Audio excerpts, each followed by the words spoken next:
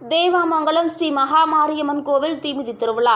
அரியலூர் மாவட்டம் ஜெயங்கொண்டம் அருகே தேவாமங்கலம் கிராமத்தில் ஸ்ரீ மகாமாரியம்மன் கோவில் தீமிதி திருவிழா விமரிசையாக நடைபெற்றது. இதில் நூற்றுக்கணக்கான பக்தர்கள், ஏராளமான பக்தர்கள் தீமிதித்து நேர்த்திக்கடன் தீக்கடனை நிறைவேற்றினர்.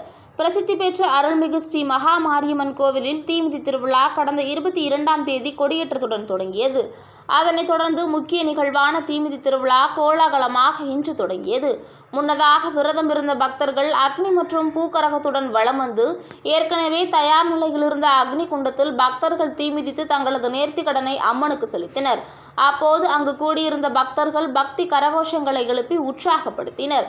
பக்தி சிரத்தையுடன் நடைபெற்ற இவ்விழாவில் 1000த்திற்கும் மேற்பட்ட பக்தர்கள் கலந்து கொண்டு சுவாமி தரிசனம் செய்தனர்.